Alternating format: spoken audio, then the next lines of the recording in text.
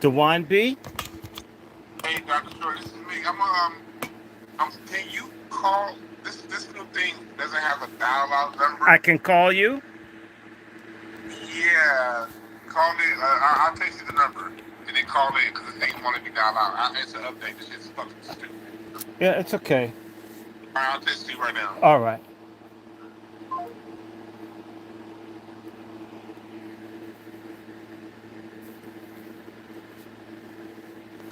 Yes. No, I'm not. Sir. Sir. Sir. You show up, I'm going to block you. You can write. Have a good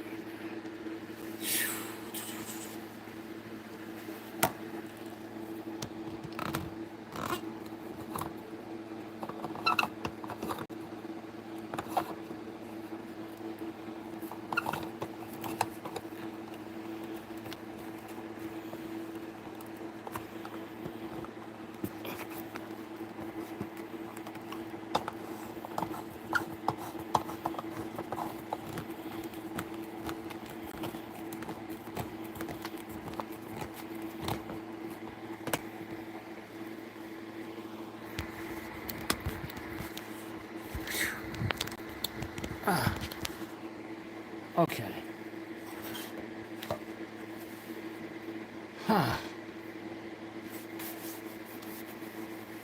Yeah.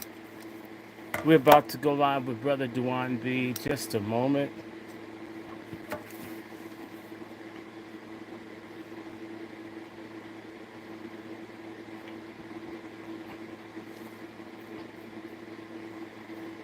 Just a second.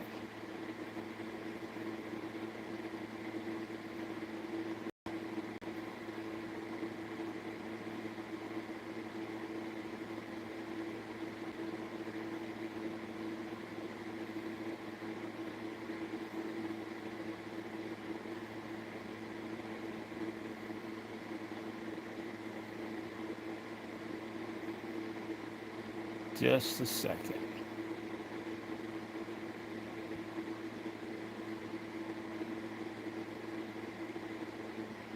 Let me hold on before I even do this.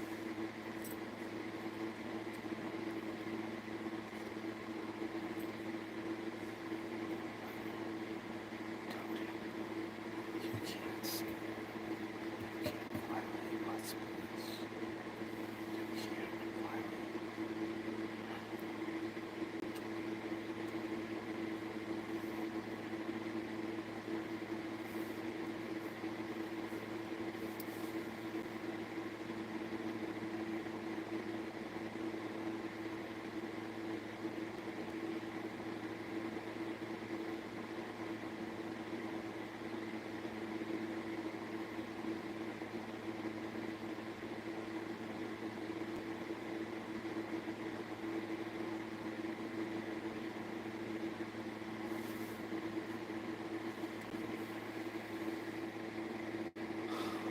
Okay, we're about to turn this around.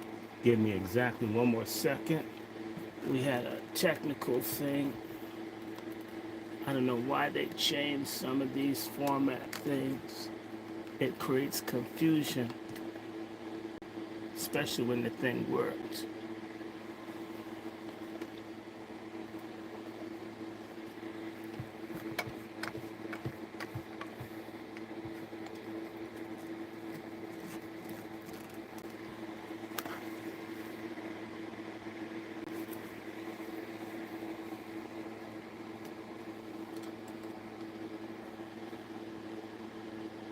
There you go. There.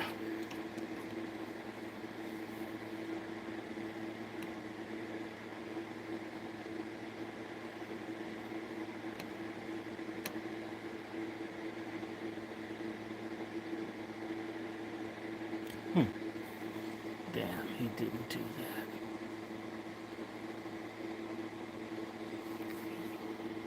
Why did you?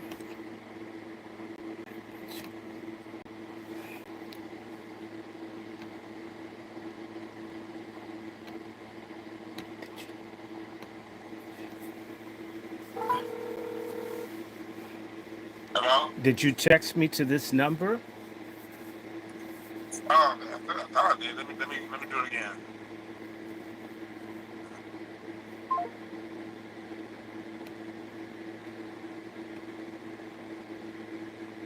Okay.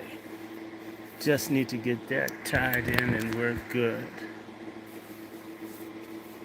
From different angles. See if this is going to come through. Ah, here it is.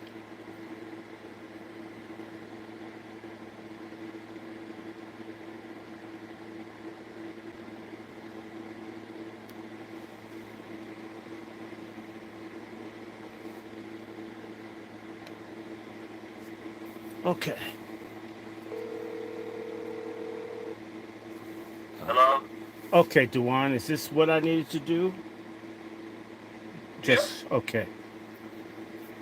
Honestly, I don't feel like getting on camera. Okay, So well, just gonna do everything off camera. it's fine. Alright, so, I'm getting ready to, go live. Basically, we're gonna talk about Elon Musk and leaving and Trump, and then after that, basically wherever you want to go, right? That's cool. All right, That's let cool. me get started.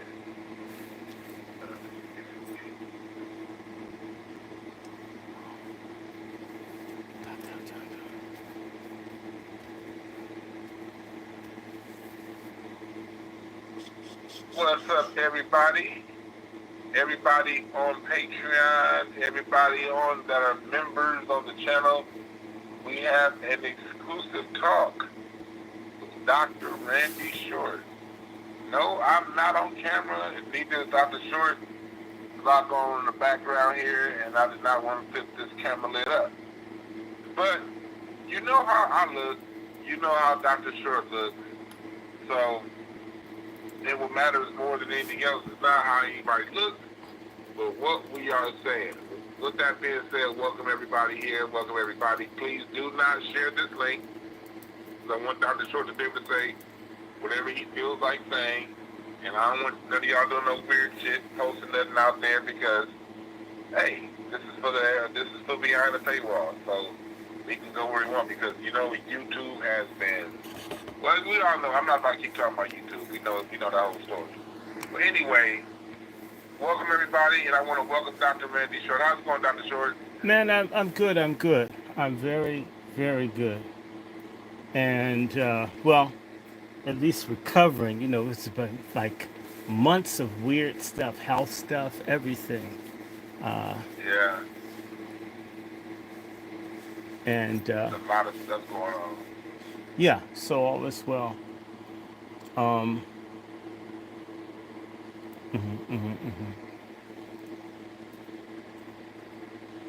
You there? yes, I'm here. So, you know, I Okay, am cool. just, man, strained my back last week. And so now, but everything's good. Now we're watching. I mean, and this is really exciting stuff. What's happening? I mean, but we're gonna what? We're gonna talk about Elon, or where? How do you want to start off? There's so many things to I want to discuss. start off talking about, I want to start off because, you know, we were the ones saying it months ago before he even took office that Elon Musk does not have long with Donald Trump. Right, and we I were want saying, to start off right, with Elon Musk. right. Well, I call them "eat my butt," but because it almost sounds like his name.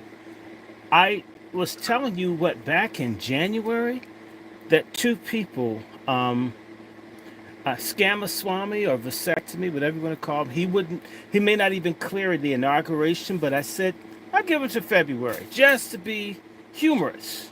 February. And he didn't clear the inauguration. Remember? I did that on your show. Mm-hmm. I said, Elon Musk Swami, with whatever the hell his name is. Scamaswamy. Yeah, He, Swami. I work too. I said that Musk wouldn't clear or make it to Pride Month. It's just not, and there's some very basic reasons for it. Elon Musk doesn't know America. He's not He's not really in any way an American. He is selfish, he's self centered. He's got a lot of problems with people wherever he goes. And he's basically a out of control person who's been able to get other people's money and get rich. Not unlike his boss. And as a result, when you have a person with that kind of ego, they have no tact, no introspection, nothing like that. And you're working the bureaucracy and you're in politics. It's not like business where you can be nasty to everybody and it works like that. When you deal with people, you've got to have some ability on a certain level to deal with other people and understand how people feel. Elon Musk has an accountability deficit, an empathy deficit, a morality deficit. Not saying that other people in this administration don't have the same, but he's got it in spades, and he may have more than people who have more authority or power than he has. In Yeah. addition to that, people, he deceived people. He led people to think that he really cared about this MAGA stuff and that he would be supporting making America great again and all this stuff. That's what you sold people. And that's not exactly what's happened. There's a thing or two that maybe that's good that's come out of all this madness, but a lot of stuff looks like he's just trying to get all the contracts for himself. It looks like a Right. self-serving, uh, plutocratic, kleptocratic, techno-feudalist monster. And Yeah. so you gave Trump's campaign, you gave a couple people $100 million, but to the millions of people who you've messed with their jobs, you're talking about slashing all Social Security, all SNAP. I mean, you're talking about destroying millions of people's lives, uh, deregulating the treatment of water. You're not going to inspect the food for say all of the just insane stuff that wasn't perfect, but at least you had something. You're coming trying to make America worse than the South Africa you left, Right. right? I mean, we don't like. Who cares about the Department of Education? We hope they close down. Who wants to pay the loans back? I don't. Okay, we don't like the Department of Education. We know the USAID is an enemy to black people, and it's for population control to get rid of us. So a couple of things they did was okay, but when you start talking about attacking Medicaid, Medicare, that's tens of millions of people. I mean, who are you? You're a billionaire. You don't have to think about anything, really. You don't even have to think about the Right. And back. this is a billionaire that I talked about earlier. He's got close to $40 billion in government handouts. Yeah. 40 billion. But he's worried about you getting some suppositories. He's worried about you getting some food assistance. You're slashing people, you're ruining people's careers, pensions, all of that. And you've got, in fact, let me just say this, because this is how I feel about Elon Musk. I feel like he's a high tech Diddy. It'll come out. I'm saying it, it's going to come out. I can wait. I can wait. He is a very, very, very evil man. I've been saying this all along. He's an evil man. He's a racist man. He's a godless man. He has no morality. He has no soul. And that can even see initially, Elon Musk rode on the wave. Oh my God, they're going to come in and they're going to dog black people. I don't know what it is, and I don't guess it'll ever get around that white Americans imagine that they don't get any of the social spending. As insane as that seems, they've got it in their heads that it all goes to undeserving black people, just us. Not even the other people in the country, not Latinos, just black Americans get everything and white people get nothing. That's like saying that the slaves got rich off of cotton production and white people Right. starved. They've got this reality that's so sick. It's sort of like them saying all the white people being killed in South Africa. South Africa, the number that the president gave today, I don't believe it. I believe the president of South Africa lied today, but he didn't lie about the number of white people that were killed. He lied about the number of people that were killed in South Africa in general. Because South Africa clears 30, 40,000 murders a year. He gave maybe half. That's a lie. Anybody, let me just grab one of my phones. South Africa may have like 40,000 murders in a year. And he said 20. If 20,000 people died and maybe 5 of them were white, that don't sound like no genocide. That sounds like the average white gun nut in America decides he's going to destroy his whole family because he's white male and he'll probably get a book and a movie deal out of it.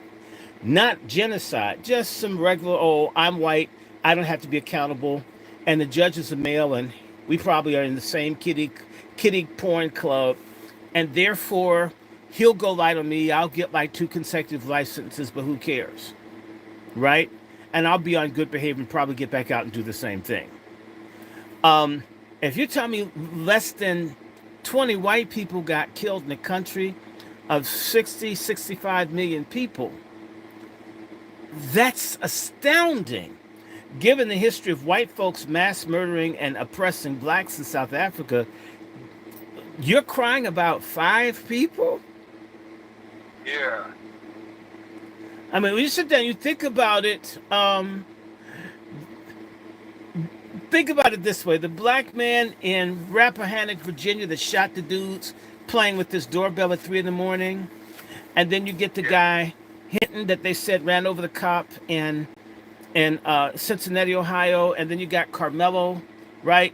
I mean, just those 3, it's more than 50% of the death rate of whites being killed last year in South Africa. That's just 3 incidents. If he says like 7 or 5, God, if you're understanding me. But back to Elon Musk. Look, what Elon Musk did was he was too white for his own good. I knew that was coming the same way Ramaswamy got too white. A lot of people don't understand whiteness. What they do know is that they're not black, okay, but what does white mean? And normally they don't think about that. Scamaswamy was like talking like he was equal and all that, instead of being, like he was driving the trash truck for Trump. They loved that. And he was driving Miss Daisy in the trash truck. But the second, you start mouthing off at white aides like the racist ass GCP named Stephen Miller, he is Donald Trump's brain. He's a racist GCP that just completely hates black Americans in particular, hates all black people. Okay, now understand how he's going to see Ramaswamy.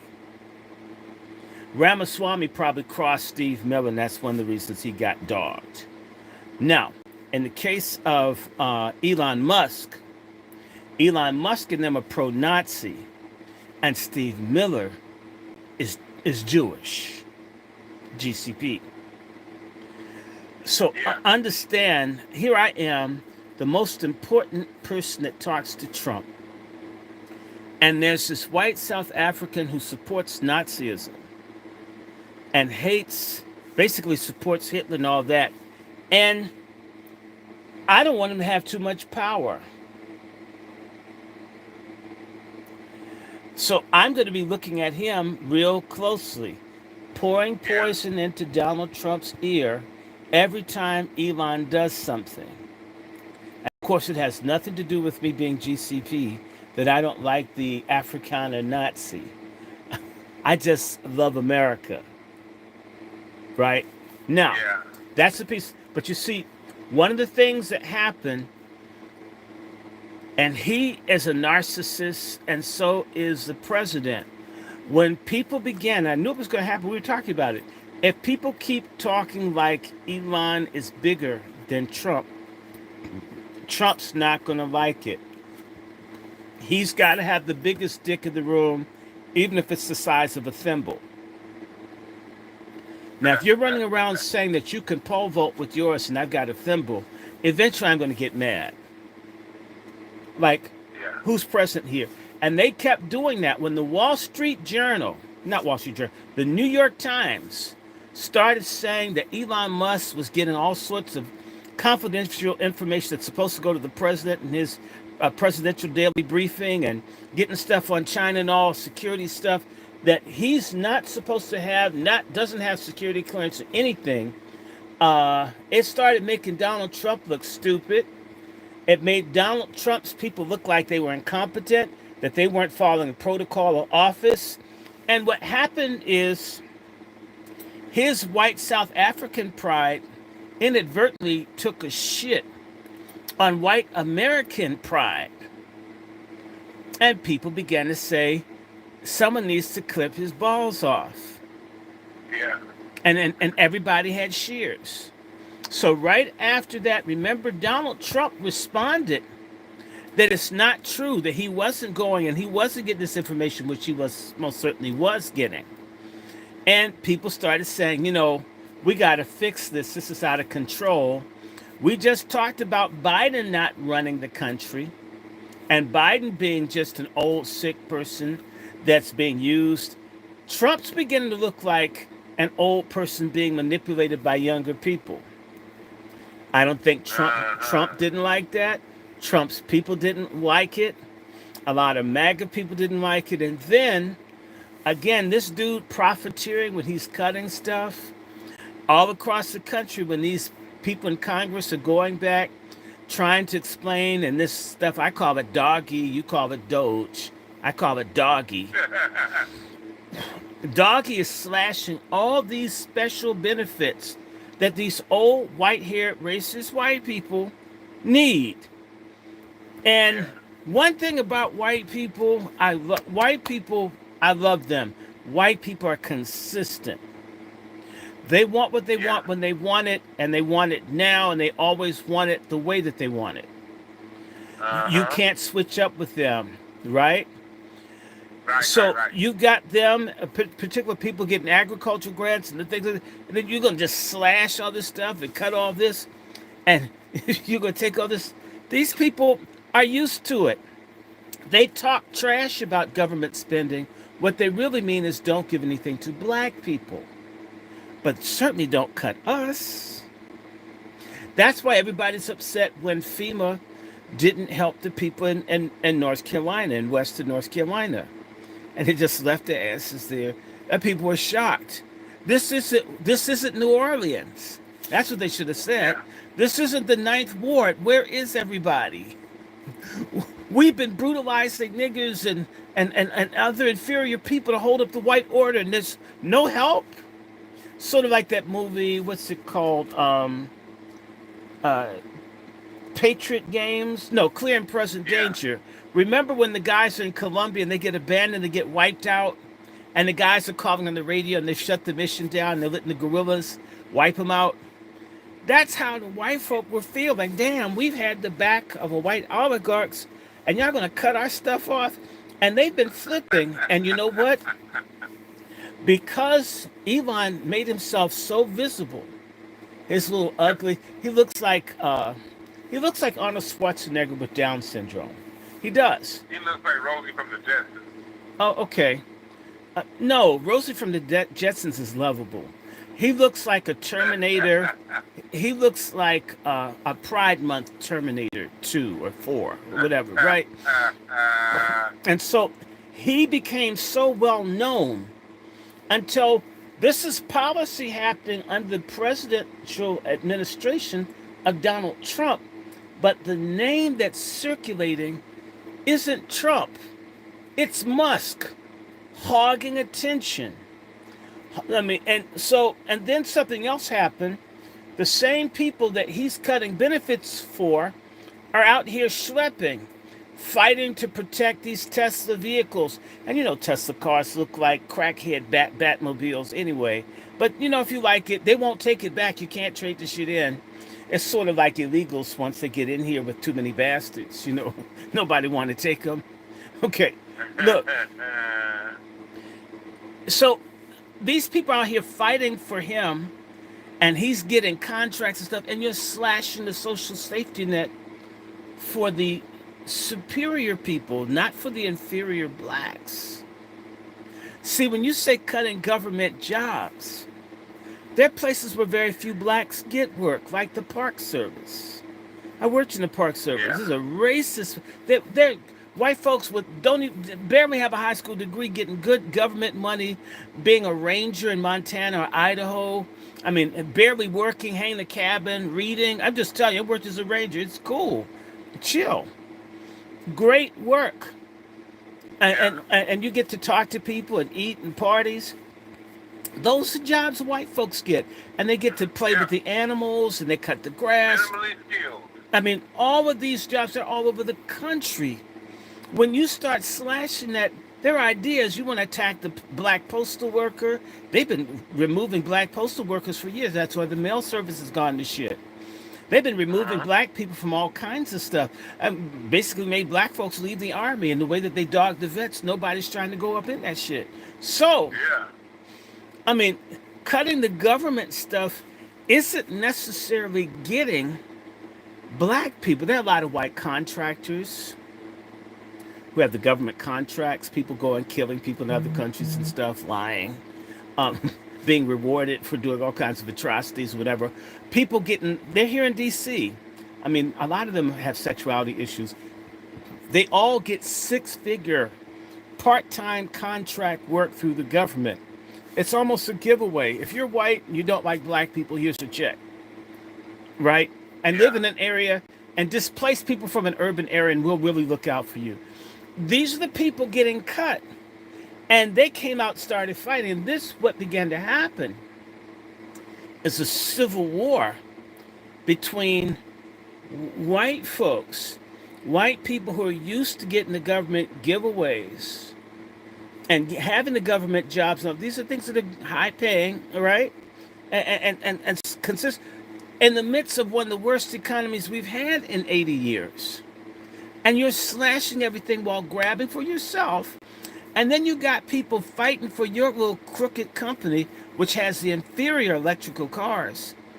And you're slashing them too. And a lot of people say, hey, wait, you're not even from here. And you start saying stuff, and then you got all of these dumb fuck young white guys, like the one named Big Balls. And so that was very Diddy-like for me. He has all these young, unmarried white dudes who don't wash, who all live in the same place together. It sounds like some queer fraternity type thing. And they go around being nasty to everybody, going in demanding things, demanding people's social security numbers, their private information. I mean, there are people who are paying to get LifeLock and all this stuff to keep their identity from being stolen. And these people coming around violating every constitutional right, every immunity that you have as an American citizen. And you're like, God. And nobody reins in, no questions, there's no hearings. You just do it. We're young, we're white. We don't get any pussy. Fuck you. What's your social? Right. You know, what's your medical information? I mean, do you realize, you know, you can't even talk to people about their HIPAA stuff. You can get fired. How do these people get all this stuff? And they haven't been vetted. Who are they? Have they even had a security clearance? You know, I used to have a security clearance to work in the State Department and all this other stuff. They didn't have to go through any. I mean, that's amazing. And then the other thing that I have to say that's really cool is they came up with a new word for nigger, DEI. And initially, everybody's excited. They were saying DEI, and they really wanted to say DIE, like die, nigger, die. But it's DEI, and that's a new word for saying nigger. And they began slashing and destroying everything without forgetting what I said to you back in January. The people that Ramaswamy needs to worry about, and I could have said that about Elon Musk, is white women who have gotten all of the things that black men have died for, mass incarcerated for, shot down by the police, and everything else, homeless, and sometimes black women, has been given to white women. And so all of the hate equity of all the government spending and programs for this stupid stuff, like we want to make Italian ice with tranny semen, and oh well, here's $1 million. What flavor do you think it'll come in? Well, they're Chinese. I think it'll be lemonade, right? And it's like, okay, all right, sounds great, right? Do you need office space, right? That's crazy, right? All of that stuff is going to goofy ass white women that should be at home fucking having white kids. Since you like being and love being white so much, make some white life instead of making black, brown, and everybody else life miserable because you hate so much. Learn how to bake some cookies. Screw your man. I mean, make some organic Viagra. God, please do something other than and get out of the workforce, because some of the most nauseating people to work with are white women that should be at home somewhere or institutionalized. Just be real. They're insecure. They're backstabbed to cat. You know what I'm talking about. You dealt with them in the school system. They're crazy. They should be at home, locked up somewhere, right? Knocked up somewhere. That's why they don't want to do it. So you got all these crazy modern feminists. Elon Musk and all of them hate these women. And not only do they hate them, they antagonize them when they made all of these women that were working other jobs, like having fans only and doing their own little private cooking channel on YouTube, getting friends. And then their asses had to go back to work like they were black.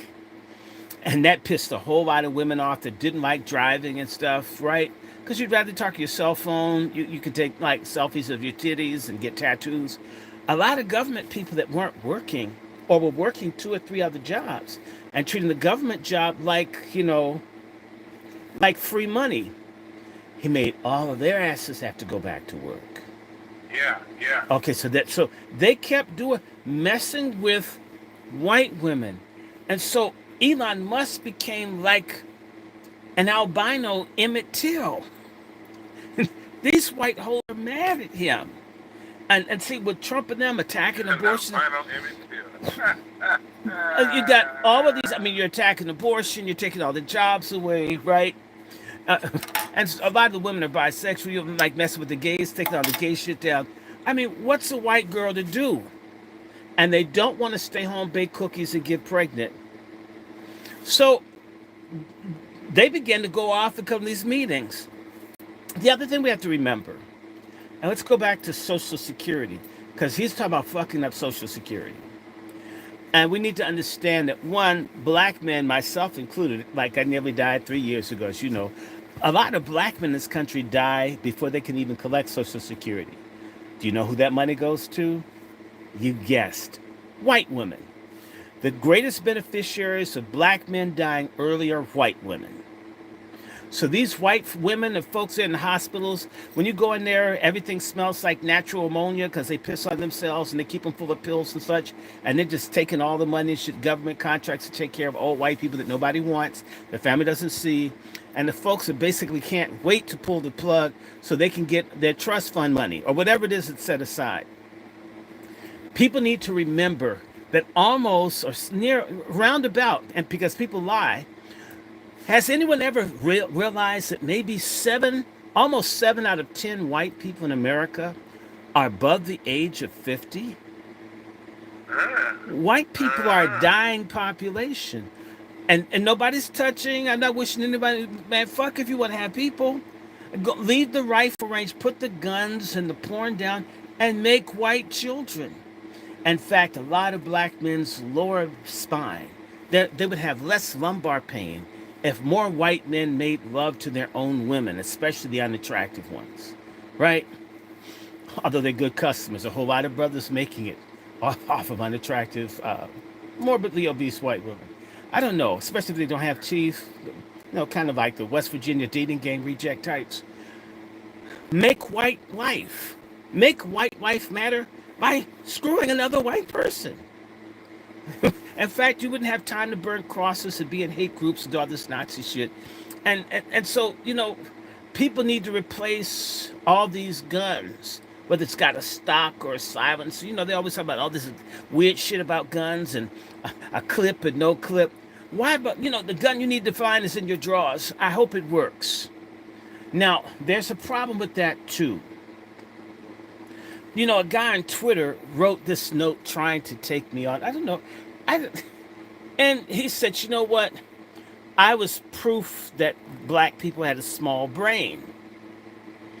And I said, well, it beats having a small dick, smaller balls, and a depleted sperm count. I think they blocked me. Okay, my brain's small, my dick's bigger than yours. And I started getting all these bots hating me and all this stuff. There's a problem with fertility for white men and women all over. That's why killing black women. I hate it. Killing black women in the hospital. Trying to get you to kill your baby so there won't be black people in this country. And of course, a lot of dumbass black feminists, all you little traitor hoes, deserve to get your asses beat by women. So it won't be sexist. I don't want to hit you, but I'm looking forward to a day when black women wake up and turn on black feminists and just beat their asses. I will be watching that shit on YouTube. I'll even get some gourmet popcorn and just watch it beat up these feminists and told folk that we need to kill another 20 million or more black babies. We're going to end up like white folks where everybody has white hair like I do. So white people are a dying population. To attack Medicaid, Medicare, and Social Security, and SSI, this is a lifeline to maybe 50, 60, 70 million white people. Is Elon Musk crazy? Is Donald Trump crazy? He's a septuagenarian. Don't they know when you start seeing these white folks screaming at the centers, you don't see young white folks. You see a bunch of white-haired white people. A lot of the folks that are doing racist stuff, the Karens and the Kens, these are old white people living back in happy days without Fonzie. Screaming, saying nigger, no. Damn, he's on the walker saying nigger. So, you know what? And real life, my brother had an old white dude down at the A&A Hilton down in Georgetown, and a white guy called him a nigger. He was a doorman. And my brother said, you're right, but you need to think about what kind. I says, I'm a big, angry, violent nigger. The white guy urinated on himself in the driveway of the hotel. And my brother never touched it, just looked at him and told, because my brother's like 6'2.5", 300 pounds. It's huge. The white guy peed on himself. But an old white dude just used. A lot of these people, that's what you're seeing, a lot of reactionary behavior. People are trying to go back.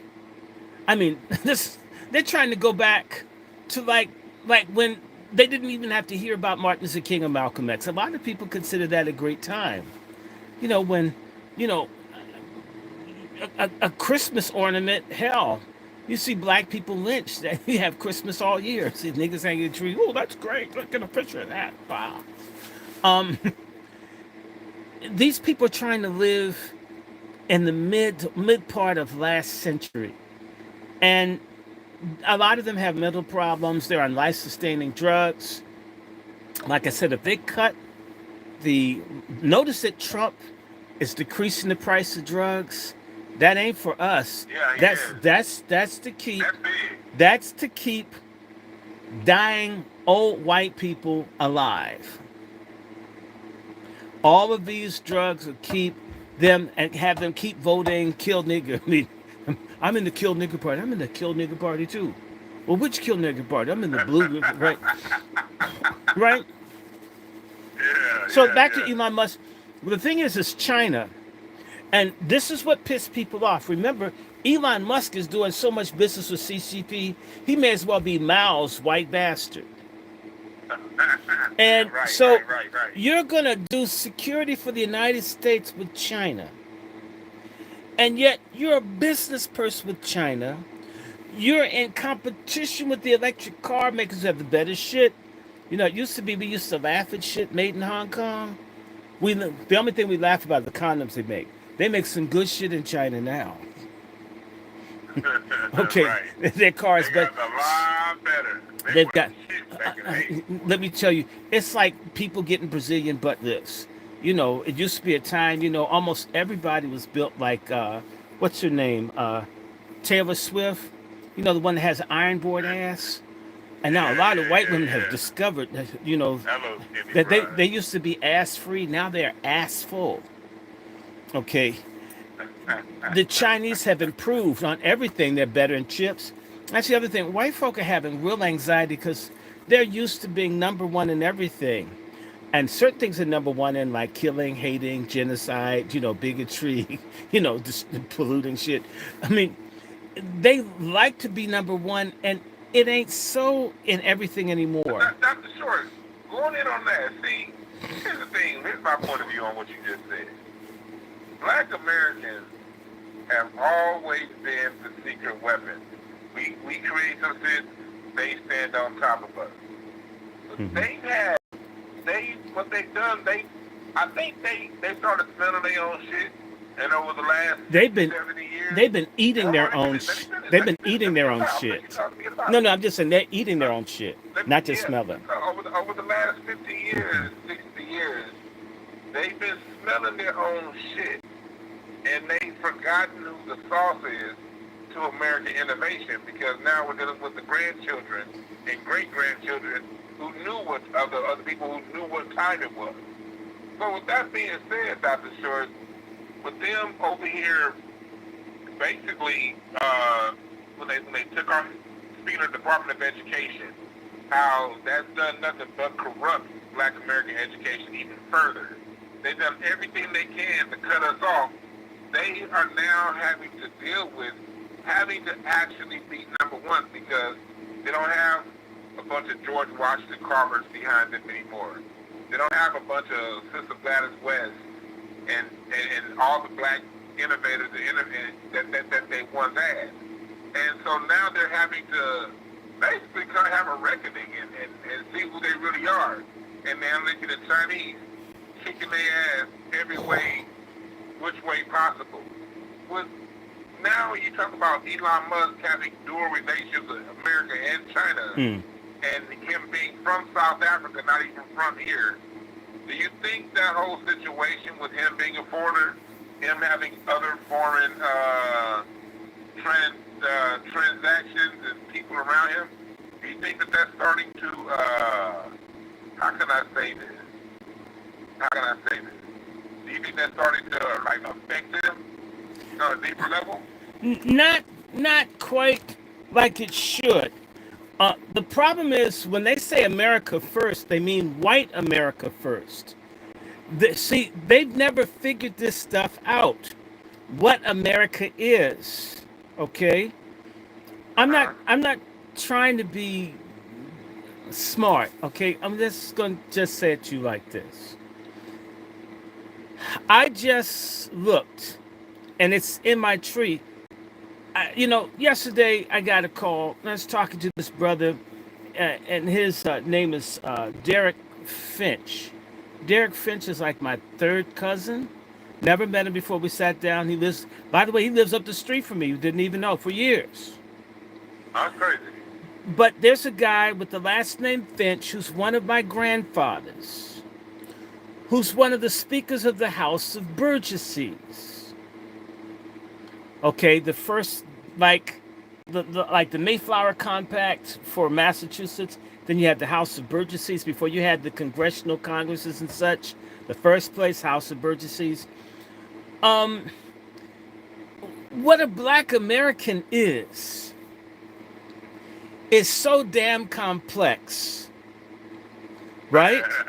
Until even this damn Pope. Not that I like him, yeah. but everything that you see as great in America has a black connection, whether you like it or not. And they've been trying for forever to act as if we're not here. We've always been doing stuff. Who taught you? I have a book. Let me see, it's right here. You can't see it, but I'll hold it up for people. called black rice. Rice rivaled cotton as America's number one cash crop during the antebellum period, right? Because that rice was going to the Caribbean and to Europe and all over the world. The people who created America's second, almost number one crop, engineered all by black people. That was making money rivaling cotton. We don't talk about it, right? The money and all kinds of stuff. What? Fried chicken? One of the main things people know about America is fried chicken. We know that I forget her name, the lady that got ripped off by Colonel Sanders. That's a black woman. That's a black woman that he got the thing from. All of this stuff. I can't think of the name. Almost every imaginable thing that you link to America has some kind of black connection. Horse racing. They're complaining about these Latinos being deported, what that's going to do to horse racing, as if black men didn't pioneer being jockeys in Kentucky. Right. Over and over again, you look at it at the roots of something, it's black. Right? I'm just saying.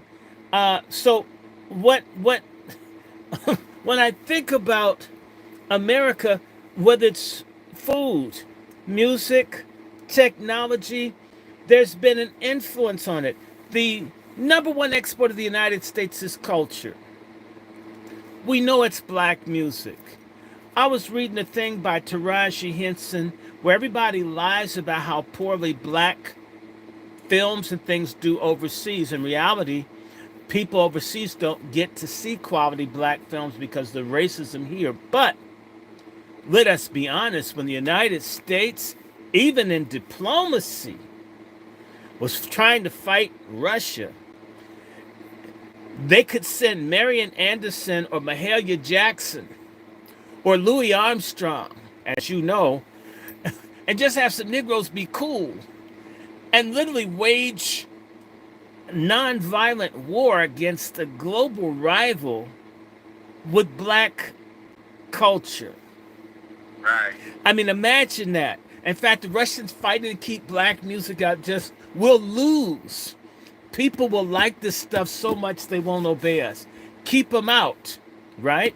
Keep black people, keep American blacks out. They'll ruin everything.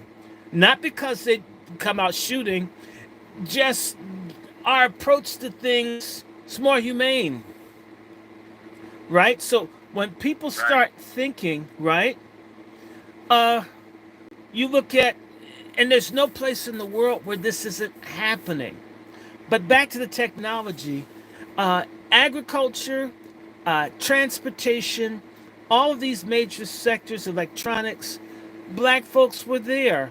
My family's from Wilkes County, Georgia, where the cotton gin was allegedly invented by Eli Whitney.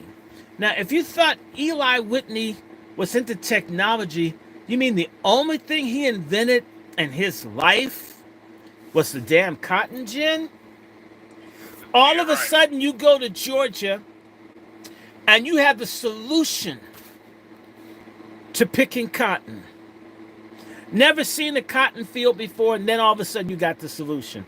Or were there black people where my family was enslaved that picked cotton who had a way to get around not having to work the hell out of pulling the seeds out of the cotton lint, had a way to get around so they could have at least some time to sleep, eat, and maybe get some, slave pussy. And the white dude going around was nosy like white folk are nosy into everything that we do, saw that they had that, and basically put his name on it. What's the slaves don't know property, no technology. And how did they know how to do that? And if that slave knew how to read, his ass going to end up dead or sold somewhere. So Eli Whitney gets credit for something. That's flat out true. It was illegal for a slave to have a patent. Like, literally, you couldn't get one. Yeah, you could not. If the white boy wanted to acknowledge it, he couldn't have it. And that's why the McCormick Center in Chicago, the McCormick Spices, The person that invented everything, the reaper for mass agricultural collection, is a slave whose name I don't remember, an enslaved black man. In fact, he was so important, McCormick moved his ass from Virginia or West Virginia to Illinois to make certain that no one else got him so he could get all the inventions that this man made. So it's American agriculture, that's another major export. I mean, where the hell did this come from? Okay, so rice, wheat, and we start talking about other things. My God, a lot of the beans. I mean, just what we eat, what we do. Where does the cattle come from? It comes from Africa. Who knew how to raise African cattle? People from the Senegambia, the Longhorn, Texas Longhorn bullshit. It's Senegambian Longhorn. The steaks and the hamburger, that shit, that's ours. Whichever way you do it, and then again, we're in. Look, you just said straight. Let's put that in context for the people in California. And like, people always ask, okay, what's the cuisine of Los Angeles, California? Most people are going to say burgers and fries. That's like the California staple. Like that's the thing that we're very known for out here. Well, the most famous burger and fry joint in Southern California, the one that really got the burger stand like popularized, was Fat Burger, and Fat Burger was invented by a black woman. The potato chip invented by a black man. Yes. So it just, we can go on and on. The refrigerated car where you could move food over long distances. We can go on and on with this. So part of what's happened is this is a problem with white people. They believe their own stupid racial mythologies that they've got all the knowledge, all the intelligence, and no one else ever did anything throughout history until like what the European Renaissance, then everything started happening. It's a goddamn lie, and they know it. But I got enough guns and intimidation, and there are a whole bunch of sorry ass, white Jesus asshole licking coons out here amongst us. Some of you listening are like that, who will back white folk up in the wrong because you worship them. A Klansman is Jesus to a whole lot of black people. I mean, sometimes it's good when the cops kill their ass. They think God did it. This is a problem. You know, and something else I'm going to mention to you. These people thought for forever people wanted to work for them, okay? Now, they did everything they could, destroy independent black communities. You know, I had family burnt up in East St. Louis. I had family run out of Little Egypt, an area that was put underwater. I had family burnt out of Wilmington, North Carolina. My family had to flee from the panhandle of Florida when Rosewood was going on. My grandmother moved up here within a couple of years of Rosewood. You get where I'm going, just over and over these crazy. We try to do something, you burn it up to keep us having to work for them. They think other people who come from other cultures are going to forever want to babysit their babies, wipe their behinds, work as orderlies in hospitals and be underpaid. It's not real. When I worked for the Graduate School of Arts and Sciences at Harvard, right? They had so many people from Korea and China that they were giving all of this money and scholarships to. Very few of their PhDs in physics, mathematics, chemistry were even white Americans. That's at Harvard. This is a situation that happened when Sputnik was launched by the Russians in 1957, that something had to be done with American education because American people, youth, weren't really being prepared for worldwide competition. And part of what happens for a period of time, they really got serious about education. But what happens in 57 alongside Sputnik is Little Rock, Arkansas. My mentor, Alfred David Jones's family fled Little Rock to St. Louis because there was supposed to be 10 kids. My mentor, who died in 98 or 99, at the age of 59, family didn't want to get terrorized or killed. They were afraid. At Little Rock happened in 57, Sputnik happened in 57, right? And what happened before Sputnik is you had Brown versus Board of Education, right? And so you had a situation where America needed to educate its young people so they could compete with the communists. Uh-huh. And then you have a problem. The problem is you want to compete, you want all Americans to be smarter, but you have a multi-tiered education system, in particular one that made certain that some of its most creative people, black, weren't to get anything, and they've been fighting from 1954 to now, right? 71 years to maintain segregated and unequal schooling in this country, meaning that there's a greater interest in destroying the potential of a significant number of people in America versus harnessing the best talent that you could get for America in general as a whole. And America is counted on white America, people from Europe, people to flee Russia, flee Germany or whatever, bring Nazis and other people over, Yeah. right? The talent would come from somewhere else, and therefore we don't have to develop it here because you don't want the population to be too smart. Because what began to happen around the same time that Kennedy and them began to raise a little bit of hell about schools, and we got to do something about this craziness in the schools under the Kennedy administration, Vietnam, right? So what? About a couple years, say about 1962, I think it's 63, 62, I think is a year that GM brothers, both of them got killed because Kennedy and them allowed the Vietnamese president and his brother to get killed because the Buddhists were setting themselves on fire. And that introduced Americans to the ugliness of what was going on in Vietnam. And as this Vietnam shit grew, a new problem emerged because something else is going on alongside the Vietnamese setting themselves on fire and that thing going on in Vietnam. You have the civil rights thing go on. You start having all this stuff happening here where black folks start agitating, in particular, led by the worst people that white Americans hate the most: black, college educated people and veterans. It's a nightmare. Huge numbers of black folks who served in Korea or served in World War II.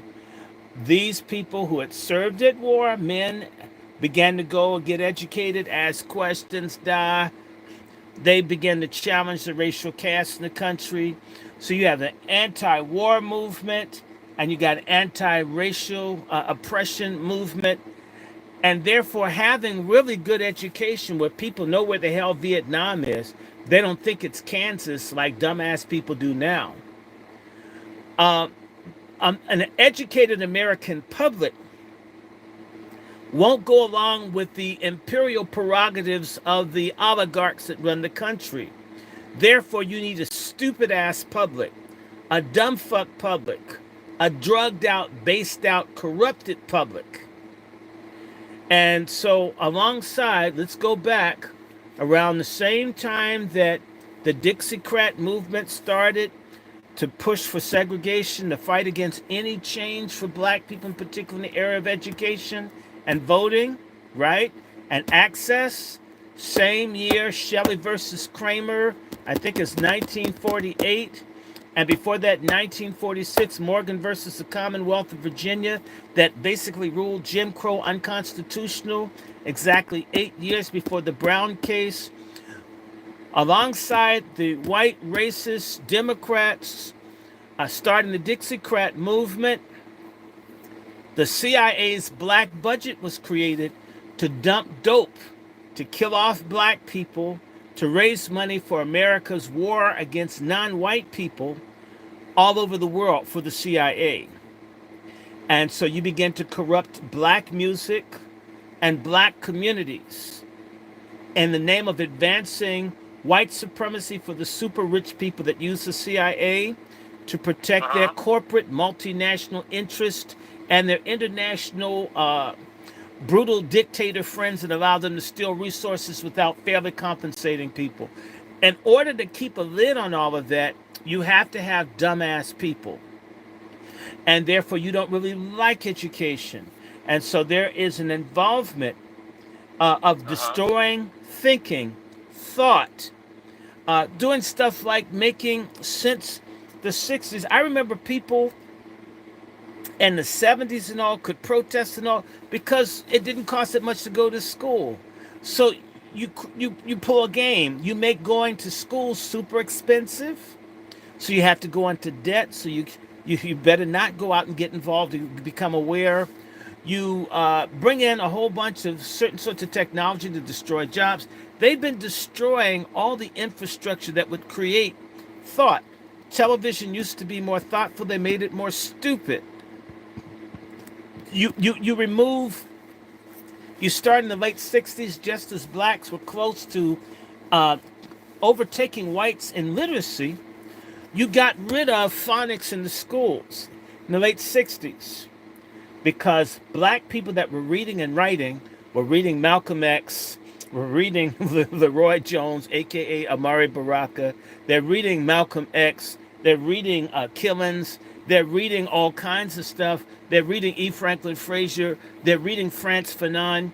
You have to intellectually destroy people so they will accept whatever these brutal, vicious, white, billionaire class people want. So the downside to it for the people is that they're dumb as hell and they don't know what the hell is going on. And the upside for the rich, if people are dumb as hell, then they can't resist. They don't do anything about their wages going down. They they're against health care for everyone because it means the black population would be a third to 40% of the American population, and you don't want that after all they've done to us. So you have an elite that are trying to destroy significant elements of the population, economically challenged whites, black people, of course, we killed niggers, right? And all the other people. How do we hold on to this? And so education is an enemy. And so you start creating other things alongside the drugs and alongside getting rid of literacy and alongside you add feminism and then you bring in the sexual revolution. You start doing things to destroy intellectual inquiry because they know if they get you into sex and drugs early, you're not going to want to think. You're not going to do a lot of academic achievement quite the It's same funny. way.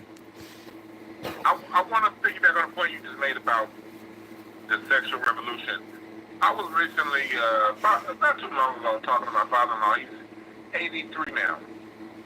And we're talking about the sexual revolution. And you know what he told me? He's the same age as mine. He turned 18 in 1959 because born in 41. He says something happened in 1960. He said it went from like when 1960 hit, he was like out of nowhere, all the women's draws was off. Like all the stuff they talk about now, he said that stuff started in the 60s. He said Yeah. the 50s was very conservative. He remembers the 40s well, but he was too young. But in the 50s, he reached the age of sexual maturity in the 50s. He said it was tight. He said, but when 1960 hit, 61, he said the women's draws was all at their ankles. It was like it snapped overnight. The sexual revolution. It's Alfred Kinsey. They the Alfred Kinsey, the father of legalizing pedophilia in the country, his book on sexuality for American men and women. A lot of his crazy ideas. Here's a man that raped hundreds of children and paid people to rape children. Basically, his fake research out of Indiana University, um, this shaped public policy. See, and I left out the gay thing. So we've been pushing, this thing began to say we need to do more sex, less math, less science, fuck more, drug more, be happy, action painting. A lot of this stuff, remember, MK Ultra, the CIA, and all these people are trying to figure out how do you control the American public. They began working with LSD and other things. We want to control people's minds. We don't want people to disobey us. We don't want it. And so, see, there's a contradiction. You need a lot of people like Oppenheimer that helped guide the Manhattan Project. The guy was rebellious in his thinking, but he helped get the bomb made. Certain sorts of creative people are not going to be passive. They think too much. They're not stupid. You have to understand that the elite in this country hate the people, and you hate people that you don't like thinking. And one of the things that really helped spur invention in this country, like IBM International Business Machines, some of the main people that helped get IBM moving were black, but IBM super racist company. A lot of people in it just, but these are people that And made anyway. to go even further on what you said, I remember my mother used to work at aerospace over here in El Segundo. You know, and I was looking up different black inventors, you know. And there's one, I'm drawing a blank to his name. But he had a major role in inventing the cell phone. Was it Jesse Russell? Yeah. I'm drawing a blank. I think it was Jesse Russell. Such And a well, I think it was him. But no, it was someone else. It was something. It was I'm drawing. No, that's what it was. A Henry Sampson. That's what I think it was. I think it was Henry Sampson. Well, anyway, he had a major role in inventing this. Yeah, well, he was Henry Sampson. That's what it was. And I remember telling my, I was like kind of doing something on that when I was sort of talking about the cell phone, and I forgot how my mother saw the picture. She was like, "How do you know him?" I said, "Mom," I said, "This is the man that made major waves in creating the technology that led to the first cell phone." And she was like, "Man, that's my coworker." She was like, "I've been seeing this man walk up and down around aerospace for 20 years and never knew it." A black man can invent something so great, and he was an engineer in aerospace, one of the higher up engineers, but she always talked about how humble he was. And how, you know, again, the tech, we don't always get the credit because oftentimes we ain't the ones rushing to the patent office to put our name on something, and we ain't got even when we do, we don't have the money to research and develop it. But we always have the critical component that those who do have the resources need in order for whatever it is to take off. You're right. And I want to mention something to you because everybody's screaming Oppenheimer, Oppenheimer, Einstein, Einstein, Einstein. Einstein's a philosopher. He's not a scientist. There was a man who was head of the American Physicists Association, basically one of the godfathers of the atomic bomb. Is a man by the name of Elmer Imes. Imes spelled I-M-E-S. I mean, do you understand a black man being head of the American Physicists Association in the 50s or 40s? Right? Back and say, that's how smart this dude was. Researching the atoms and all this stuff. Einstein's reading his shit. You know all about the little Jewish dude with the nappy hair that abused his wife, but you don't know about the black man that the Jewish dude with the fucked up hair who abused his wife studied. And part of that is our fault. Like you look, I got books everywhere, researching, learning. You know, if you get into the history of science as you seem to be, every time you turn around, there's something. Because we've always been here. Always had to be here because we were first. I'm not saying that people, white, don't make stuff. I'm not into that. You'll never hear me talk like that. I'm simply saying if someone makes really good music or good food or something, I'm going to give them credit. I don't care where they're from. That's just not the way that the supremacist looks.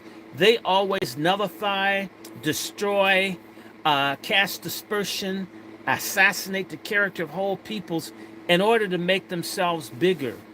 That's lying through omission. Their biggest tool is lying through omission. Yeah, but that's acting like that's the act of inferior people. If you're acting inferior, I don't do that, and that's why I'm very straight with people. You know, I had to like check this woman the other day who's claimed she's an American Indian, and she looked more white to me than Indian. showed her a picture of one of my ancestors that's an Indian that's much darker than me, and she was quick to dismiss his Indianness because she equated Indianness to whiteness or lightness, which let me know you're a fucking white woman calling yourself a damn Indian. Okay, you're gonna say I know a lot of white folk that look like you.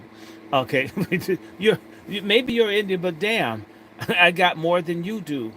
And like I said to her face, Indians are copper colored. That's what they say. I'm copper colored. You're not, and you're gonna negate who got some indigenous American here. I mean, it's more likely me than you, right? That it's That's, always dismissing everybody else. But it's you know what? always, I want, go ahead, I'll finish it off because I want to switch to a different topic. But finish off Sure. what you just said. Put a button on what you're saying and I want to switch I'll put a topics. button on it. It's that empires rise and empires fall. What tends to take empires down is corruption and pride. And I'll just say this to you: the Germans didn't have to lose as badly or at all to the Russians in World War II, but the thing that kicked the Germans' ass on the Eastern Front as they consistently dismissed the ability of the Russians. They just discounted, just I'm white, fuck them, I say they can't do it. So when they were outside of Moscow, may have been able to take Moscow or at least have a defensive line to be prepared. They had intelligence that the Russians were coming with 1 million people, and they says they can't do it. Even if they're spies, so they got people. I'm white. No, we're master, right? They did that there. They did it in Stalingrad. They did it in Kursk. 3 main battles. You kept saying you didn't see the humanity. I get you don't like someone, but they're still people. They have an inability to imagine that someone else could be human. Now let me give you a joke and I'll stop. What does Michelle Obama have in common with Mr. T? What? Y chromosome. Okay. I got a question right here from the chat and on the live interview exclusive lounge. Salute to everybody on that tier. And the question is, will more black federal government employees in the DMV be laid off? I don't know. And I'll tell you something. A part of me doesn't care.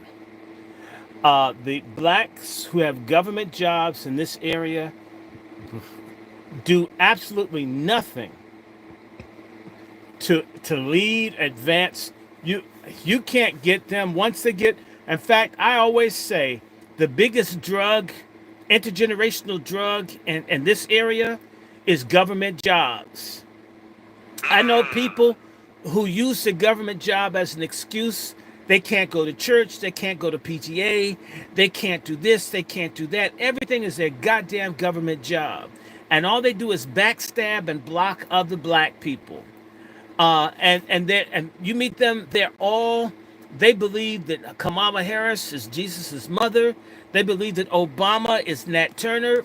They believe that Biden is Abraham Lincoln. And it's like, damn, we're black. Don't you see it? The stability of those jobs makes them delusional. That's why you have that little moist Jamaican governor that hates black people, who's pushing for LGBTQ and illegals. And there's no outcry because those niggas have government jobs. You'll see some activism at long last. Thank God that those niggas have been cut off. You can't go to them. I know what it's like to be political. Try to get someone to sign a petition. I just want someone to run for office. They can't sign a petition. Oh, I got a government job. Everything's like, I got a fucking government job.